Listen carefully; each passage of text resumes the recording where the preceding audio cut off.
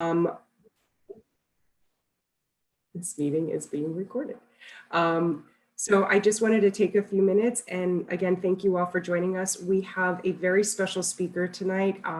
Really excited to introduce all of you to Guy Stevens. Guy is a lifelong resident of Maryland, and he is also the founder of Seclusion and Restraint, and he is going to be sharing some amazing stories and information that he's put together throughout the years in regards to the Alliance and policy and the Alliance's mission, and how we in the Prader-Willi community can help support their mission and how they can help support our community. So without further ado, Guy, I'm just going to go ahead and turn it over to you. All right. Well, thank you very much. And thank you for the introduction. I just wanted to turn on my do not disturb mode so all my email notifications don't pop up here. So I really appreciate you inviting me to share kind of my story tonight and have an opportunity to meet more of the people that are part of your community. So I have a lot that I want to try to cover this evening. And, you know, of course, there are always limits on time. So I'm going to go ahead and get started, and we'll have some time at the end for questions and comments and anything else that might come up. So let me go ahead and just get moving here. As Dorothea said, my name is Guy Stevens. I guess the most appropriate introduction is first and foremost, I'm a dad. I'm a father. That's really what brought me to the work that I've been doing with the Alliance Against Seclusion and Restraint. And I'll tell you more about that in just a moment. I also have this very strong core belief that if we can do better, that we have an obligation to do better, and that we really have to do all we can to do better. And many times I find that when it comes to our children, we have a lot of room to do better. So I want to tell you how I got involved in this work, but you know, with the amount of time that we have, I'm not going to dive deeply into our family story, but what I want to share with you is that I have an amazing, well, actually I have two amazing kids. I have a son who is 16, Cooper, and a daughter, Audrey, who is 12. Cooper is autistic, also has ADHD. And unfortunately, we experienced restraint and seclusion in our school in Maryland, and I would say illegal restraint and seclusion, which left my son afraid to return to school and traumatized. And when it happened to him, I kind of reached a point where the first time I ever heard the words restraint and seclusion in the context of a school, I never even realized those were things that might happen at a school. I never realized that kids might be physically restrained or secluded at a school. So it was almost unbelievable to me the first time I heard those words. And I'll tell you, my son was actually restrained and secluded before I even heard those words. The first times that it happened to my son, they never reported that he was restrained or secluded. They never filed the paperwork they should have filed about restraint and seclusion. So when it happened to my son, you know, what happened to him, you know, led me kind of on a rather unexpected journey. And part of that journey was that, you know, ultimately, when I realized what had happened, what the impact was on him, I made a promise to my son. And the promise was that I would do anything that I could to make sure this didn't happen to him again or kids like him. And that was kind of the seed that led to me starting this group called the Alliance Against Seclusion and Restraint. So the Alliance Against Seclusion and Restraint was a group I formed about 3 years ago. And, you know, after my son had been physically restrained and secluded in a school, I began doing a lot of research. I wanted to understand who was being restrained and secluded, what the impact was, why this was happening. Were there things that we could do that were better? And I started the Alliance Against Seclusion and Restraint initially to raise awareness about the issue. I also wanted people that were going through this to know that they weren't alone. There were other people that were going through this. And I wanted people to realize, and I think this is really important considering kind of the mission of your organization. And really, as I look behind Dorothea and see the banner there of advocacy and action, I think this is really important. I wanted people to know that they could make a difference. You know, if a father like myself can make a difference, any of us can make a difference. And I think that's really important. So the Alliance started, it was initially me and a few parents. We began to grow. And, you know, our mission, as stated, is really about educating people and bringing them together to help change minds, laws, hearts, policies so that we can reduce and eliminate practices like restraint and seclusion. That said, our mission continues to kind of grow. what I would say to you is that we're very concerned about the many things that happen to children and youth in the name of behavior, the many things that happen to children and youth in terms of very adverse and punitive approaches, things like restraint, seclusion, suspension, expulsion, corporal punishment. There's a lot of things that are happening to kids that are really leading to negative outcomes. So that's kind of our mission, and it continues to grow. We don't want to see restraint and seclusion happen anywhere. And while our focus may be on schools, we're also very interested in restraint and seclusion in the troubled teen industry, or in elder care, or in mental health settings. So again, the mission is broader than it may seem. And we've got a great community. We've got, as I speak now, over nearly 17,000 people following us on social media, including parents, a lot of self-advocates, attorneys, educators, and others.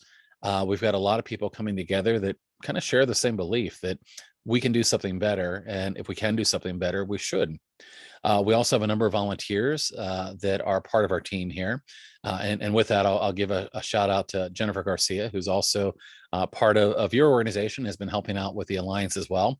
So there's a lot of intersection between some of the work that we might be doing. And certainly appreciate the importance of all the volunteers that are helping with all the various organizations. Your impact can really mean a lot. I do want to frame this conversation.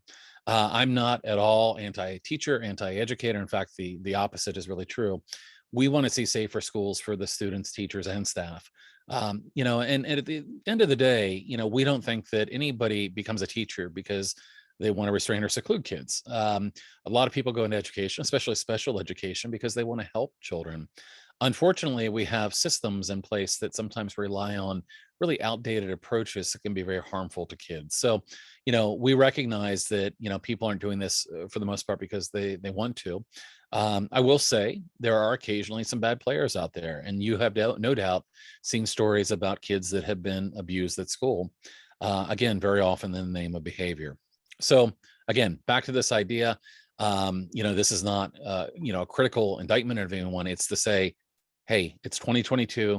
We can do better. Let's come together and figure out what that looks like. I did want to kind of tie this into, all of you that might be part of the webinar tonight, in terms of talking about, what's the intersection here with Prader-Willi syndrome, and how might this be related to the topic of restraint and seclusion. And I would say that it matters because, as we look at children, we find that children, and we're going to talk about this in more detail in a few minutes, but children with disabilities are disproportionately restrained and secluded. Children with autism are very highly represented in what we see with the data. Children that are labeled as children with emotional disorders, which is not a term I terribly love. But we also see, in terms of Prader-Willi, that there's a lot of there's a lot of potential here for kids that may have Prader-Willi to have behaviors that might get them on the other side of very punitive approaches. So whether it's food-seeking behavior or anxiety, or, difficulties changing routine, very often what we see are behaviors that on the surface, are not necessarily terrible, but they may escalate. And very often we see, unfortunately, situations where well-intentioned staff is not only failing to de-escalate a child that's having a hard time, but they actually inadvertently will escalate them. And that can lead to a lot of really bad consequences. So again, thinking about, what happens to a child in the name of behavior. We know behaviors are also often misunderstood and misinterpreted. We know that when behavior is misunderstood, that it can lead to very punitive outcomes. It can lead to punishment. We also know that certain types of punishment and certain types of consequences can really result in long-term trauma. Restraint and seclusion, it's a very physical act that can lead children to post-traumatic stress disorder. It's a extremely traumatic intervention. We also know that the impact of trauma can lead kids down the school-to-prison pipeline. So behavior is really important. I'd also say that, in terms of behavior, a lot of the approaches that are taken in schools across the nation, I would tell you are outdated. They're basing a lot of the approaches on what I would say is 1930s and 1950s behaviorism. Many of those approaches are not working well for kids that really need help. And again, back to this idea, if we can do better, we need to do better, certainly when it comes to supporting kids that are having difficulty, that might be having stress-related behaviors, we can do better. And again, as this relates to you, and I'm sure that everyone here this evening is here because there's someone in their life that they love, that may have had, challenges or distress behaviors or other difficulties. So, this is why I think it's very important to all of us. And of course, in the name of behavior, kids are, restrained, secluded, suspended, expelled. We still have 19 states that allow for corporal punishment. Again, we see this focus on compliance that is very common in our schools, that are leading children that have a trauma history down a really bad road. And what a lot of our kids need are connection and compassion, not, it's not about control and compliance. So let's talk about some definitions here. So just kind of in the name of giving you some background. And as I mentioned before, when I first heard restraint and seclusion in the context of a school, it was really unbelievable to me. I couldn't imagine those things happening in schools. So what do I mean when I talk about physical restraint?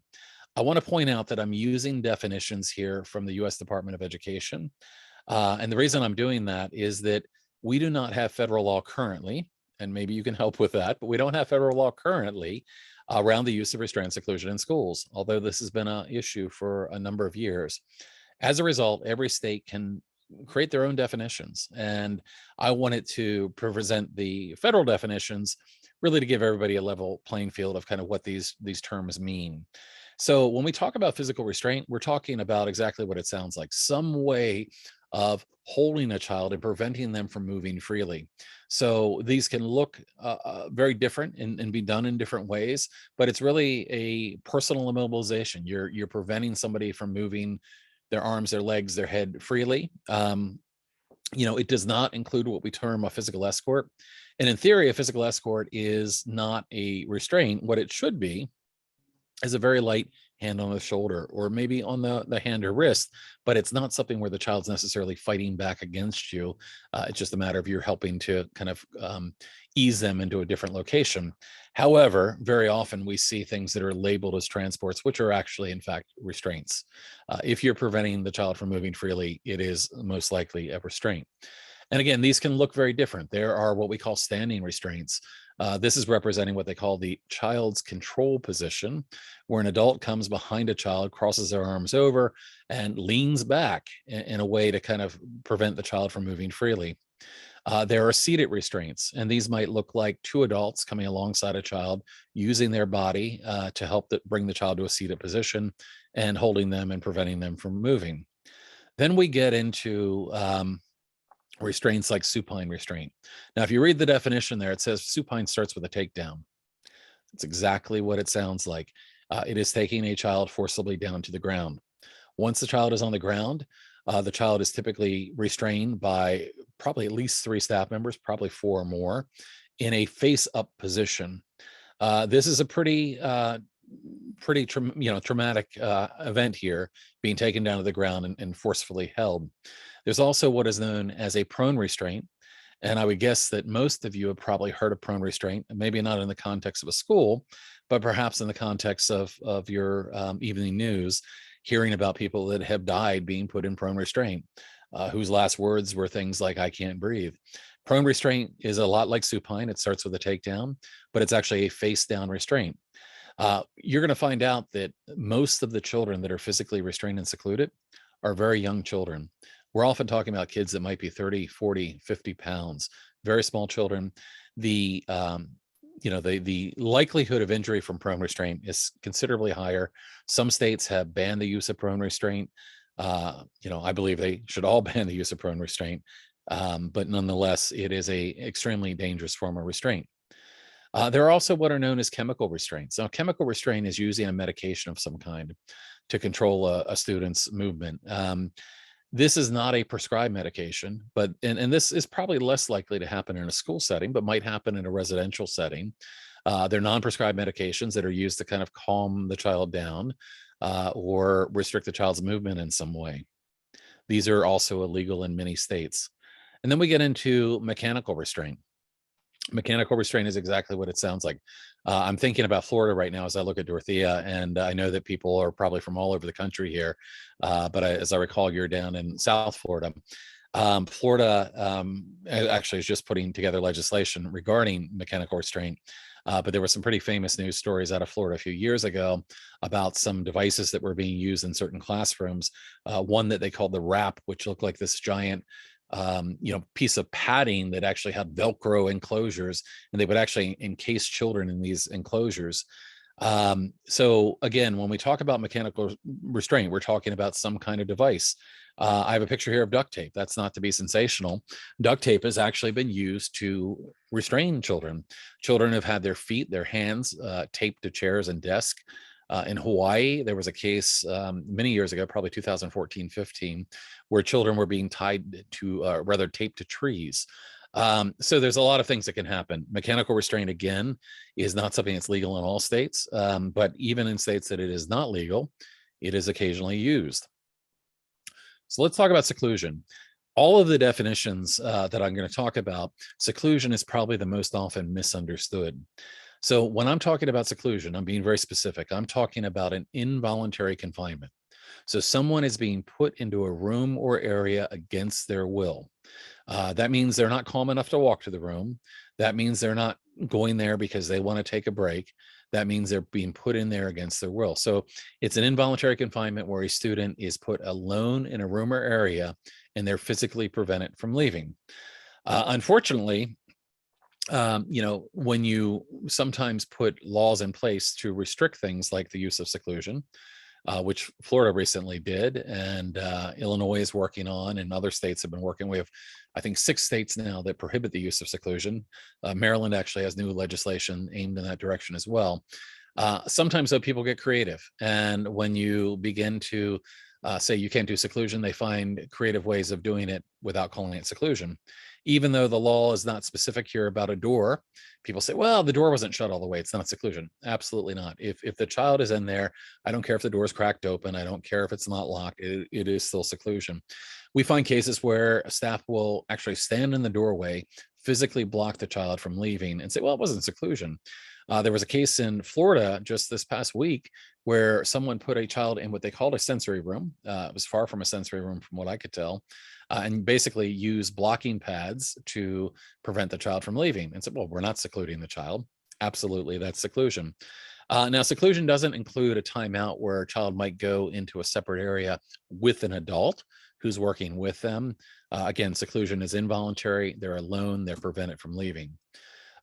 It's not a sensory room. It's not a self-directed break. It's not a timeout. So if you've got a child that might get overwhelmed with a lot of sensory stimulation, if they need a quiet place to go, absolutely fine. No problem with that. If they're going there on their own accord and they want to take a break, that's not considered seclusion. If your school has built a sensory room, my son had one in, I want to say it was around the 3rd grade, had a great teacher, had a room. She had a small trampoline, had some musical instruments, had all sorts of things that the children could, and children could go there because they identified they needed to. It wasn't that they had to earn it as a reward. It was, hey, I need a break, as it should be. So seclusion's not a timeout. Those are things that it's not. But it doesn't matter what you call your seclusion room if you are involuntarily confining children and preventing them from leaving. It is seclusion. So you can have a really nice name for your room. You can say it's the cool down room or the blue room or the break room or the quiet room.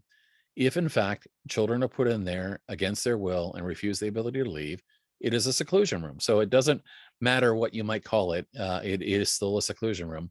And they come in lots of different shapes and sizes. You can see here, padded rooms. Padded rooms are not uncommon. With the thought that a child needs to go in there to calm down.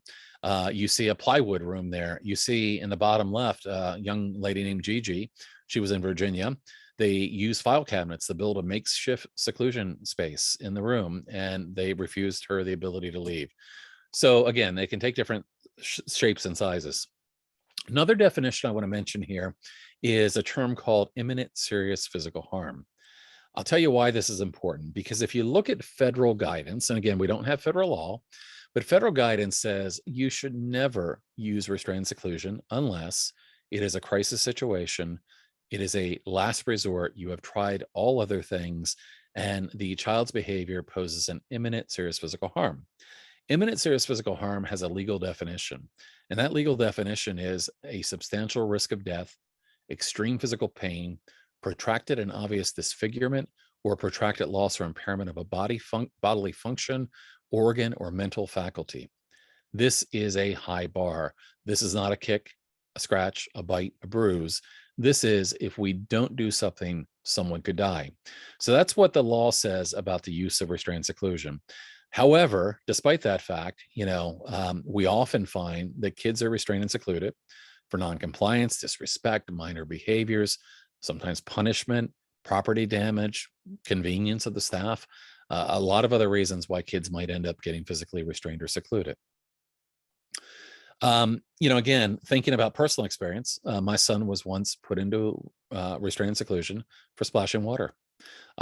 Cornelius Frederick, the young man photographed here in really his final hours of life, was put into a prone restraint for throwing a sandwich in a cafeteria. These are real world scenarios of children that have been restrained and secluded. I know a child for turning light switches off and on, flicking it off and on, kids refusing to clean up their desk, elopement, kids having anxiety attacks, kids that refuse to take a break or might be throwing a tantrum or crying. A lot of different reasons why kids have ended up being restrained and secluded. So let's kind of move into talking about the impact. And I want to begin talking about the impact by sharing with you who is impacted the most by restraint and seclusion. And what we find is disproportionately children with disabilities, Black and brown children, and boys. Elementary age students, far more likely to be restrained and secluded. Kids that are in more restrictive settings. So, we often talk about a free and appropriate public education. We talk about least restrictive environment. And while we realize that least restrictive environment can be different from child to child and need to need, obviously where we can have children in an inclusive setting, that's always a top choice if possible. But what we find is that kids that are in more restrictive settings are more likely to be restrained and secluded. So if you're in a segregated classroom or a separate special education day school, you're more likely to be restrained and secluded. You go into a residential facility, more likely to be restrained and secluded.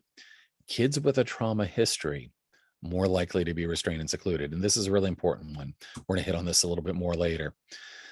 So when I talk about kids being disproportionately restrained and secluded that are children with disabilities, I'm not just talking about a little, I'm talking about a lot. These graphics here show you visually, but if we look at the most recent data from the Office of Civil Rights, which is the best national data we have, although it is flawed, what we find is 80% of the physical restraints, children with disabilities, 77% of the seclusions, children with disabilities. When I've examined statewide data, I found those numbers to be even higher, 93, 96% of restraints and seclusions, kids with disabilities. Now, what does that tell you? That tells me if that many children with disabilities are being restrained and secluded, there's a failure. We're not appropriately meeting the needs of these children. So let's look at disability. And again, I took a small data set here from Maryland because we don't have this on a national level. But I looked at disability and restraint and seclusion. 40% almost children with autism. Emotional disturbance, again, a label that I'm not a big fan of because I think it's often I won't go into that, but I think kids end up in that bucket. There's a lot of issues there, even when it comes down to race, that, Black children are more likely to end up with an ED diagnosis versus white children that have very similar diagnoses that are diagnosed with autism. But we see children with multiple disabilities or multiple challenges in there as well. The point here is that if you look at this, again, to me, this is a failure. We're seeing this large percentage of children with disabilities being restrained and secluded. When we look at race, of course, we again find an issue. Black and brown children disproportionately restrained and secluded. The red bar represents Black children. You can see the enrollment versus the restraint and seclusion numbers. This again kind of brings to me that this is not only a human rights issue, but also a civil rights issue for disabled children, Black and brown children. This is a significant concern. So we know who's impacted. The next question is, what's the impact? And really three major areas. It's trauma, it's injury, and it's death. These are the three outcomes that we often see from the use of restraint and seclusion. And while restraint and seclusion are really meant as crisis management approaches, what I would say to you is that in my belief, they are outdated crisis management approaches that, again, can often result in significant harm. So let's talk about trauma first. And this one's really, really important. We know that trauma, and when I say this, I'm not being metaphoric here, trauma can lead to actual changes in the brain. So areas of our brain, like the amygdala, which is our threat detection system, the hippocampus, and the prefrontal cortex, can all be affected by traumatic stress. We began studying this years ago with veterans from wars, but we found that trauma, post-traumatic stress disorder, can affect anyone that has had significant traumatic experiences. And of course, years ago, there was a famous study called the ACEs study. And the ACEs study has looked at the impact of trauma in children and the correlation between traumatic childhood experiences and your health and other outcomes far later down the road. So we know that trauma leads to changes in the brain. Those changes in the brain that occur due to trauma, and I'm going to go out on a limb here and say that I am relatively certain that some of the people that are on this webinar tonight have themselves experienced some trauma, probably even related to supporting and advocating for your child. And when it comes to trauma, what do we know? Trauma changes the brain. Trauma can cause a situation where our amygdala, our threat detection system, tends to be hypervigilant. We have almost an oversensitive threat detection system. In a child, what that might look like are behaviors. In an adult, what it might look like is, and I'm sure some people might be able to relate, but kind of waiting for the next bad thing to happen, feeling like, when's this other thing going to happen? It's always being on alert. So we know that trauma affects the brain. So as we think about that, and one of the points that I'm going to make again and again is that there's intersectionality here between trauma and disability. If you're a child with a disability, whether it be Prader-Willi, autistic, whatever it may be, there is certain inherent trauma to having a disability. Maybe it's you have communication differences. And as a result, let's imagine for a second a non-speaking child. Imagine how frustrating the world is when you have wants and you have needs and you have things that you want to express and no one understands what you're trying to convey to them. That's traumatic. And kids that have disabilities are often going through traumatic experiences. So let's start at the top of this diagram here. I want to talk about kind of what I call the classroom trauma cycle. We know that more and more kids have traumatic backgrounds. It could be from things that happen at home. It could be from experiences they've had at school. It could be related to disability. But we know, again, that trauma results in changes to the brain. And those changes to the brain can lead a child to be hypervigilant. And when a child is hypervigilant, you will often see what I would term as distress behaviors. When a child doesn't feel safe, a child can't learn. When a child doesn't feel safe, they may exhibit behaviors. And very often in a classroom setting, there's a high value for compliance. It's all about having a compliant child. And what we often find is when a kid's having a difficult time, demands are placed on that child for compliance, demands the child is already unable to meet, and the child begins to escalate. So if your approach when a child is having a difficult time is to put demands on them, they may already be at a point where they're not able to meet those demands, because what happens is they start to escalate. And as a child begins to escalate, they may go into a fight or flight mode. And as that happens, there's a lot of changes that occur in the brain. Dr. Stephen Port just did fantastic work around what's called the polyvagal theory, but this gets into changes that actually occur in the brain while you're having a stress response. For instance, ear canals tighten. They tighten in such a way that they're now focused not on the sounds that are directly coming in front of them, but more environmentally. And as a result, you may be looking at a child or placing demands on a child, and they don't seem to be listening to you. They're not. If you understand what happens in the brain, you understand that if you are leading or following a child into escalation, you are not helping to bring things down. Our emotions are contagion. So if we are escalated, a child would become escalated. So very often as things escalate, child ends up in a fight or flight or freeze mode. That might lead to them trying to elope, or it might lead to them kicking or spitting or biting or doing other things. That might lead to restraint or seclusion. It could lead to other forms of punishment. And guess what? That additional punishment leads to additional trauma. The child tends to feel feel less of a sense of value. They begin to have a lot of self-doubt, and that additional trauma makes it more likely that in the future that they will become hypervigilant. So in essence, the use of restraint, seclusion, or other types of aversive approaches often leads to more of the same approaches, because you're actually conditioning kids to that response. Now, I'm not going to go into this graphic in detail because we've got a limited amount of time, but what I do want to point out is there are things that we can do to break this cycle. And these are things that I hope you might think about as you begin doing advocacy work around Prader-Willi, or around supporting students with disabilities. How can we make better and safer environments for kids? How can we see them thrive? You've all heard probably that the term trauma-informed. What I would say is I want trauma-informed to be more than a buzzword. It doesn't mean you've taken a 30-minute training on trauma-informed practices and you now consider yourself trauma-informed. What it means is you actually, from the ground up, try to create a culture of trauma-informed practice. It means that you are following trauma-informed practices, not just for your students, but also for your staff, for your teachers, and for others. You can't be trauma-informed to your students and not be trauma-informed for staff members. Staff, I mean, this has been a very traumatic time for all of us, and teachers and children going back to school, living in the kind of the post-COVID world. It's been a difficult time. So, creating trauma-informed schools, using collaborative and proactive approaches. We'll talk more about this later. Using neuroscience. The 90s was the decade of the brain. We've learned more about the brain since the 1990s than all time before that. Yet we're still going back to a lot of behavioral approaches that really were developed working with rats and pigeons. We know more about how the brain works, and when we know more, we should do better, right? Unfortunately, we're not always doing that. We need to focus on safety and relationships and things like co-regulation.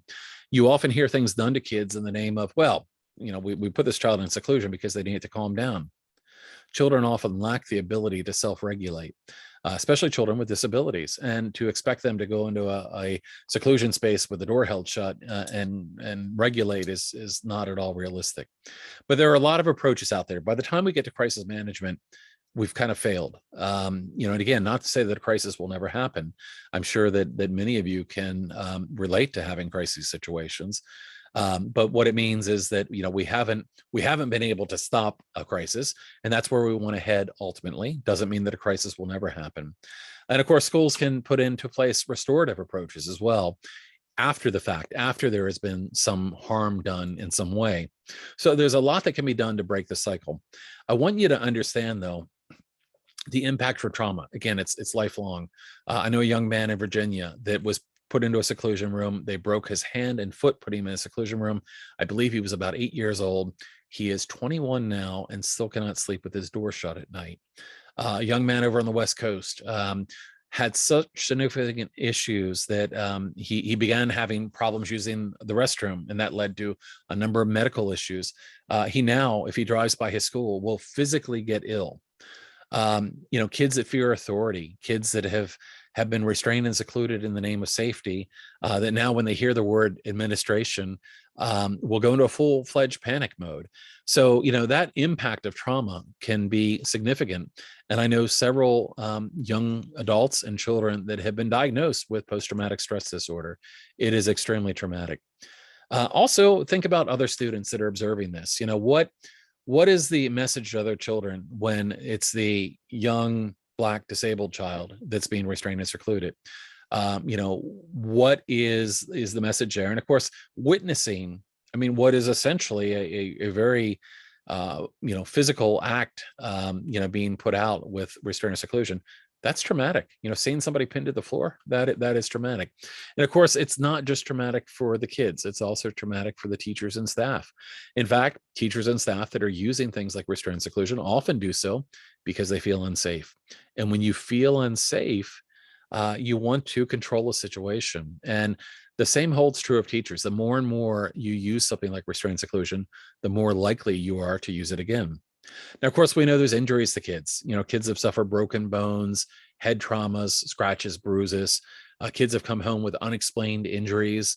We see often with non-speaking autistic children, they come home with injuries and nobody knows how they happen. Again, these things can have a significant impact. And again, teachers, these are a couple quotes here. I've been punched in the face more times than I can remember. I've been hit in the head with chairs. When you're done, it's exhausting. It's a rare day you don't get hurt at all. And again, if a teacher is fearful, it's very hard for them to move out of their threat detection system. So we really have to focus on safety for everyone. And safety doesn't necessarily mean control. It means understanding how to better support people.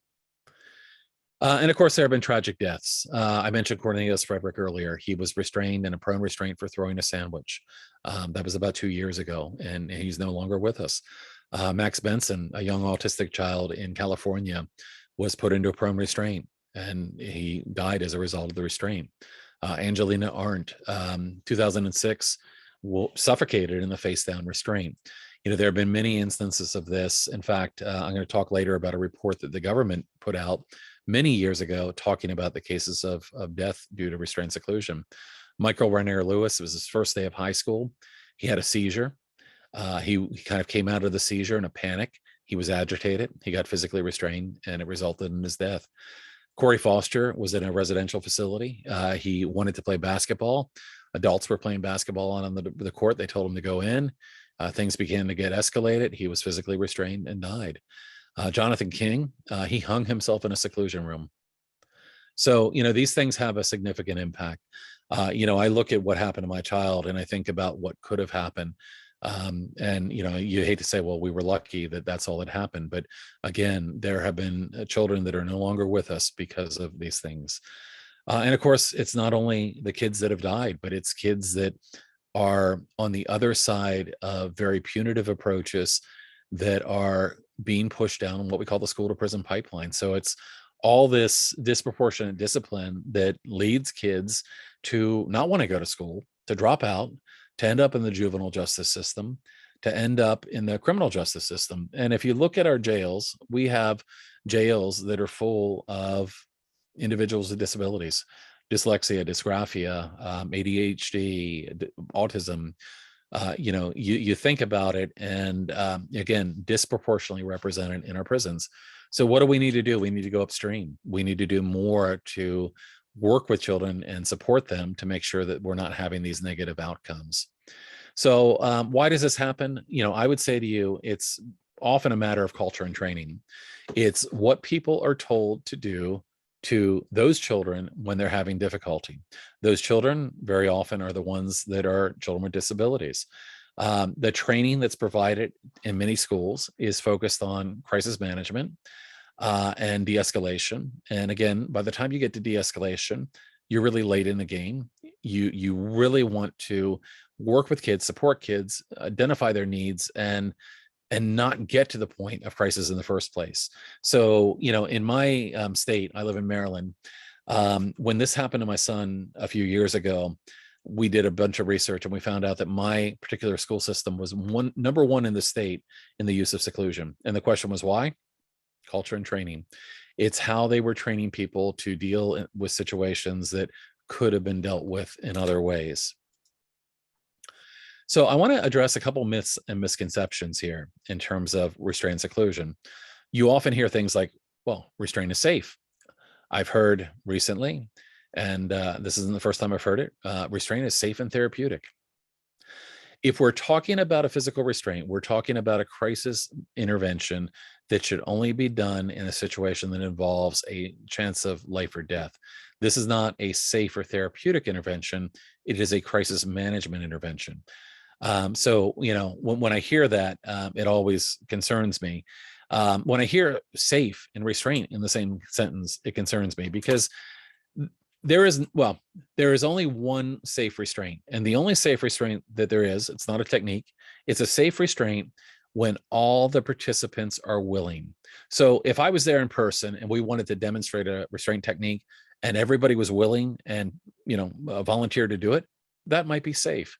But anytime we put hands on a child, we have the high likelihood of putting them in a fight or flight mode, seeing them escalate, having them in that fight or flight mode, their prefrontal cortex goes offline. They're no longer thinking or rational. They are reacting. It is their body's instinct to keep them safe. And they might swing their arms. They might try to run. They might try to get away. There is no safety when people go into a fight or flight state. The same holds true of adults.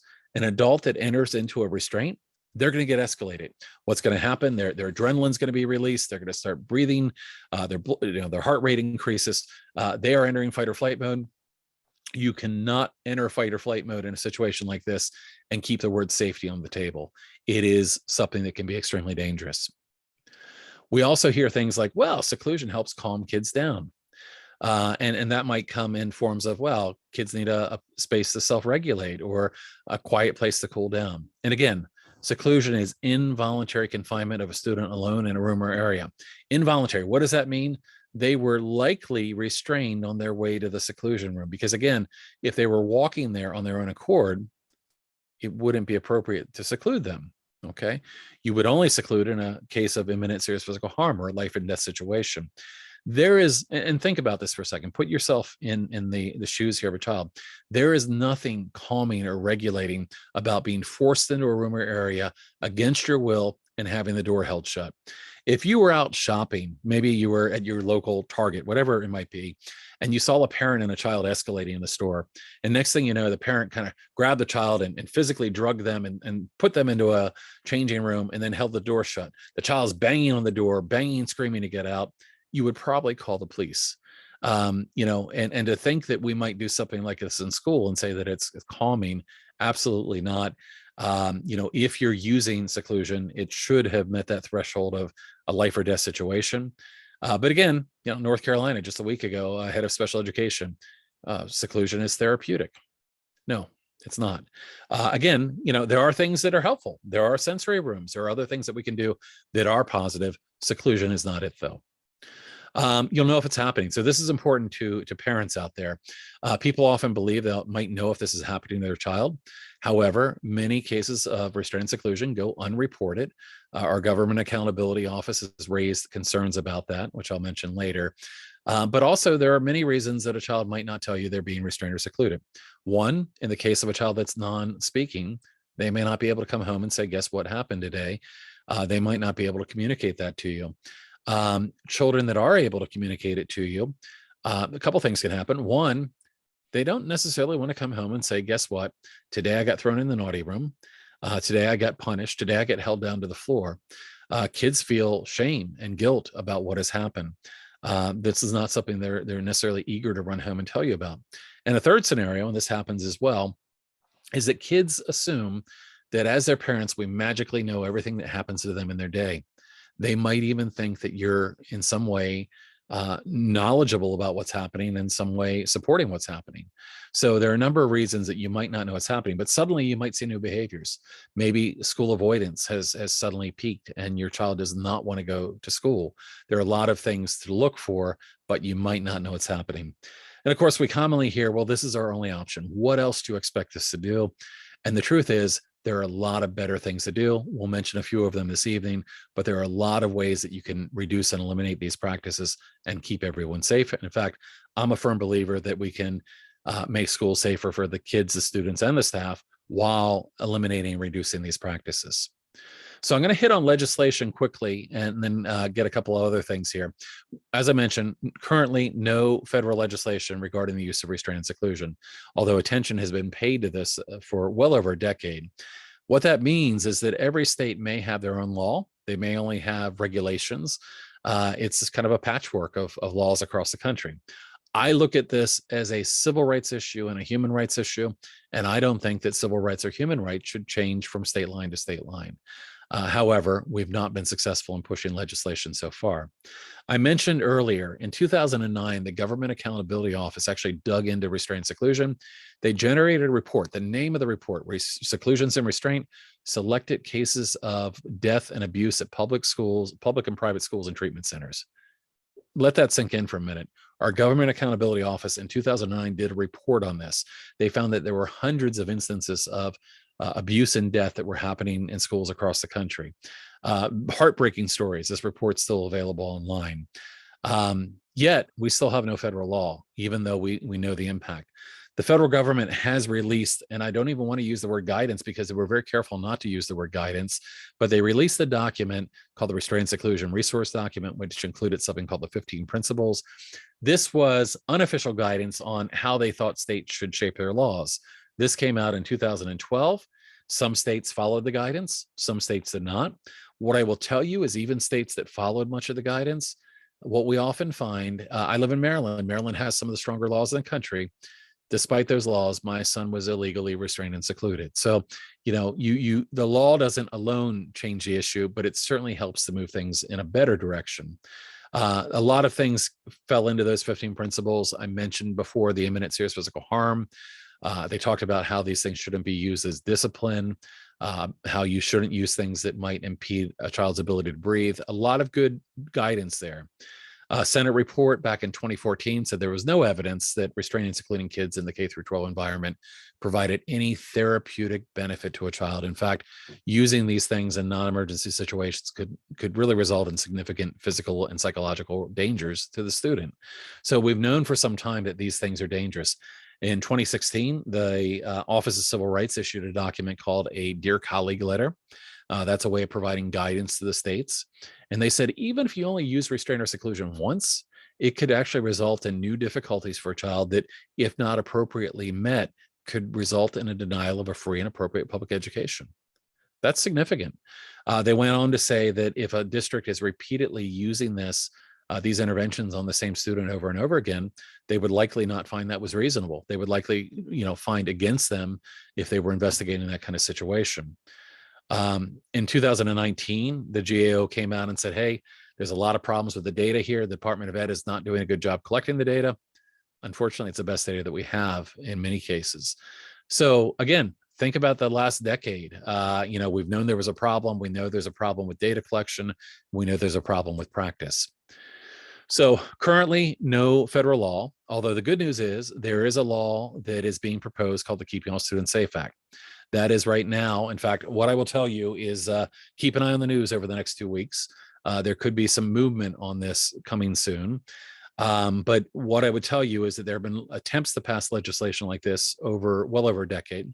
The Keeping All Students Safe Act would ban the use of seclusion, ban prone and supine restraint.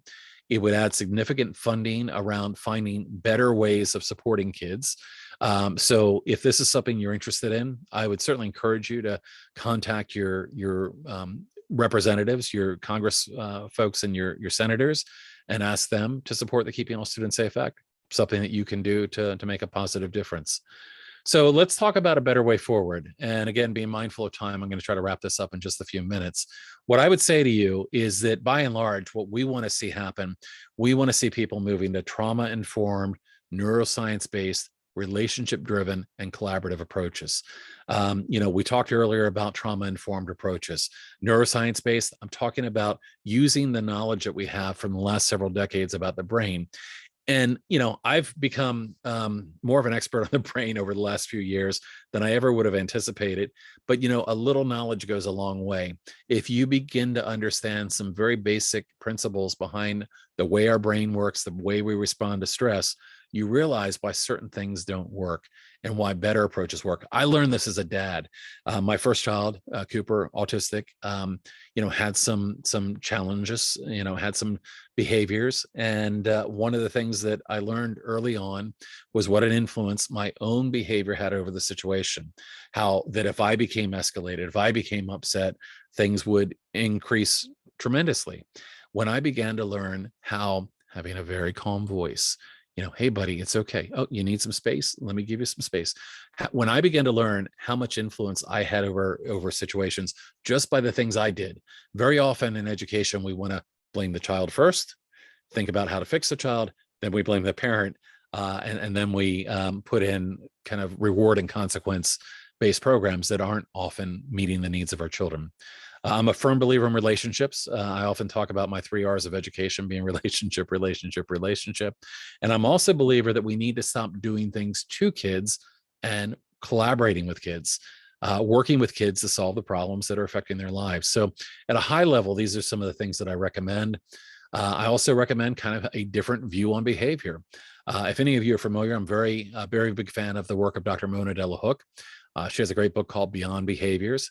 It talks about Dr. Stephen Porges' work in something called the polyvagal theory. But the essence of some of it is getting to the idea that not all behavior is a choice.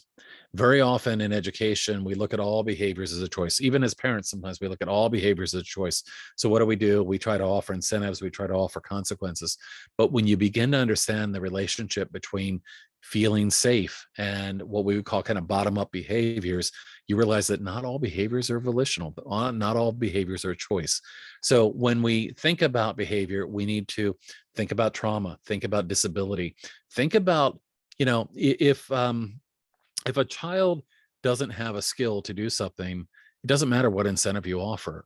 Somebody mentioned this to me recently, and I don't remember who it was, but they brought up an example and said, imagine for a second I asked you a question like, and I'm making this up a little bit, but what's the capital of Zimbabwe? And he said, well, gee, I don't know. And I said, tell you what, I'm going to give you $5 if you can tell me the capital of Zimbabwe. And he said, well, I still don't know. $100. I don't know. $1,000. If a child doesn't have the skill to do something or the knowledge to do something, it doesn't matter what incentive or what consequence we provide, we need to help them to develop skills. So there are alternatives out there, and Ukero is one. It came out of a group called Grafton Integrated Health in Virginia. It's a trauma-informed alternative to restraint and seclusion. Another approach that we look at is something called applied educational neuroscience. That book there that I have pictured is called Connections Over Compliance.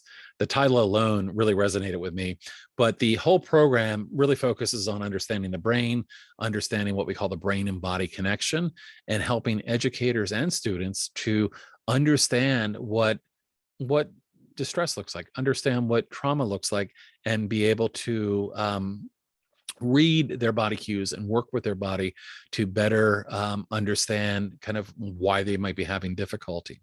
Of course, there's other approaches out there. There's an organization over in the UK called Studio 3. They advocate for something called the low arousal approach, which again is very reflective. It's about kind of our part in any situation where children are having difficulty, what we can do in supporting people, not just to the child, but how we can change our approach and really support kids. Collaborative proactive solutions, you might be familiar with Dr. Ross Green's work. This is a trauma-informed model to help kids, and it starts out with a very simple philosophy, which is kids do well if they can. And the real thing there is that very often, again, in education, the idea is kids do well if they want to. In Dr. Green's model, it's about proactively working with kids to understand what their lagging skills and unsolved problems are. So there's a lot of different approaches out there. There are some amazing books that you can read. Lost at School is one. Beyond Behavior. I mentioned Connections Over Compliance. I'm also a big fan of Brother Alfie Cohen, who has a great book called Punished by Reward that talks about kind of reward and consequence and how they're really two sides of the same thing. So when it comes to what you can do, I think there's a lot of things you can do. One, kind of getting to the point of, where you're heading with some of these webinars. It's about advocating for change. And again, I'm just the dad, now, though 3+ years later, we have an organization, the Alliance Against Seclusion Restraint. We've got over 17,000 people that are part of our community. We're doing things that impact change. All of us can impact change, whether at a state level or federal level.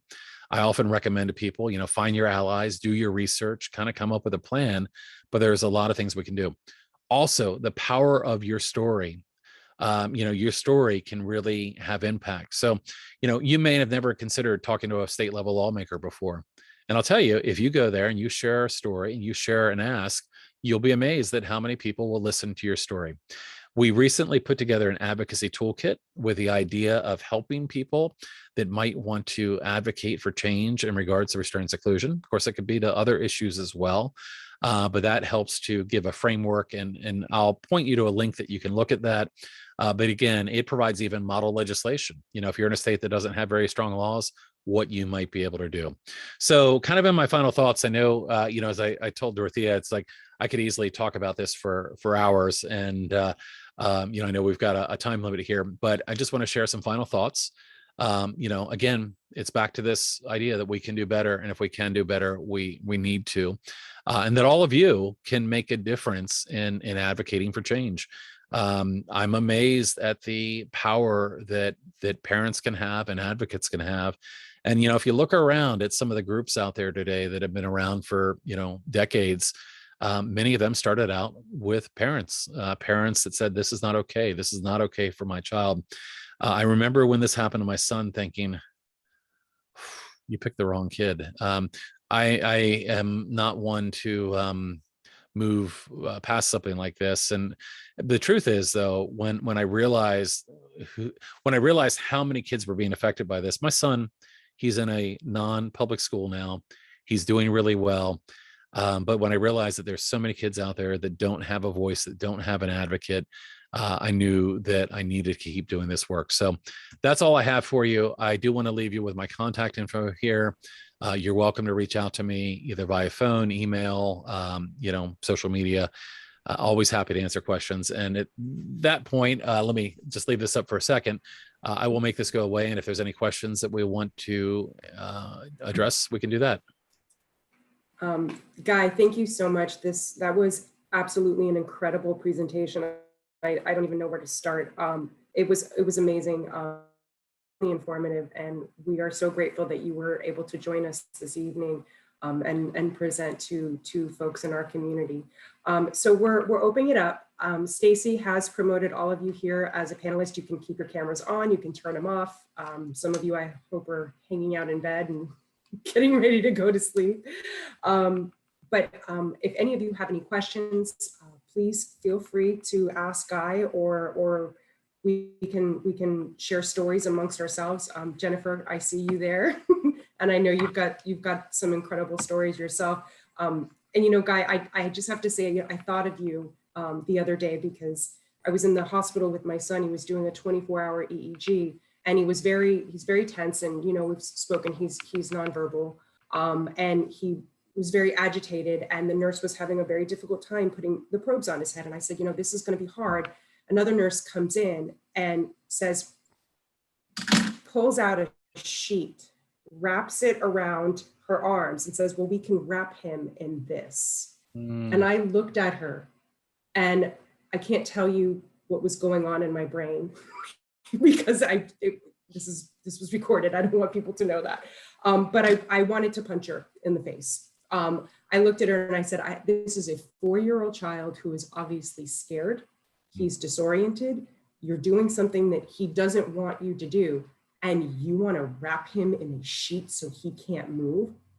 It was unbelievable. But anyway, so open it up, and guys, please feel free to talk, ask questions, and go for it. Guy, this is Stacy. Thank you again. That was fantastic. One of the questions that I have going into schools on a regular basis is, how do we get schools on board that this is the right approach? How do we get them to want to change their culture? Yeah, and that's a really interesting question. I think a tough one. When I started this work locally, the school system probably wasn't very thrilled when I first got involved in this work, as I began to try to raise awareness about the issue. After it happened to my son, I began doing a lot of research, and I realized what the data looked like in my school district and began raising awareness. And that awareness meant that I was reaching out to the Board of Education. I was reaching out to the superintendent. I was reaching out to allied organizations and asking them to send letters to my Board of Education in support of making change. We had our story kind of get some local media coverage as well. But ultimately, at one point, I kind of reached back out to the district. When I first reached out, they said, we didn't know this was an issue. Now we do. We'll look into it. And then there were crickets for a while. And of course, I wasn't going away. So I reached out again and then applied pressure from the outside and ultimately kind of said, look, we realize there's an issue. You realize there's an issue. How can we come together to work this through? And ultimately, the Board of Education put pressure on the superintendent to say, let's form a committee and let's look at this issue. And I was invited by the superintendent to join a committee, which was made of many school staff, to talk about the issue of restraint and seclusion. So where I'm headed with that is that ultimately resulted in a collaborative process, and it didn't all go perfectly, but at the end of several months, we had a new policy in effect, we had new training in effect, and over the course of, we've now been 3.5 years, we went from about 700 restraints and 750 seclusions down to, I got data about 2.5 weeks ago. We had under 10 physical restraints and only 1 instance of seclusion. So all of that to say is that when you can work collaboratively, that can be advantageous. And again, I put pressure on initially because they weren't at the table. But if you can get people to the table, sometimes it's a single teacher that might be willing to listen to alternatives. Sometimes it's a matter of putting pressure on at greater levels, but anywhere you can affect change. I've been known to go to IEP meetings with copies of Lost at School, one of Dr. Green's books, and hand them out and say, hey, this is something that we found to be really effective in supporting my son. So, I would say to you, Stacy, that first you have to try to raise awareness about the issue and bring to the table, hey, here's this great book from Dr. Mona Delahook, and it talks about, it really resonated with me because as I read it, I found that it really described my child. So find your allies. You might find that, in some cases there are school systems that when these things come up, they circle the wagons, they become very protective, they are very defensive, and they might be hard to broach. But other times, even just reaching one educator can start a change. And so I would say to you, try that. And I'm happy to provide other guidance as well if you, are trying to do something and running into brick walls. I'll also mention to you that 3.5 years ago, when my county was #1 in the use of seclusion, #2 in the use of restraint, there was another county in our state that was very high. They were #1 in restraint and #2 in seclusion. They recently got investigated by the Department of Justice. That investigation led to a settlement where they are fully banning the use of seclusion. But would you rather be County A that worked collaboratively to make a positive change, or would you rather be investigated by the Department of Justice, who harshly came out and said, you've been violating the civil rights of disabled Black and brown children? So there's a lot you can do, and I could probably fill a whole nother session on that, but there's a lot of things that you can do. You can go to the state level, you can go to the federal level as well, but start out, make a friend, try to be collaborative, and see if you might be able to bring some people along with you. Thank you. For those of you who are still here, I'm going to stop the recording to increase people's comfort level with asking questions and maybe sharing some personal stories.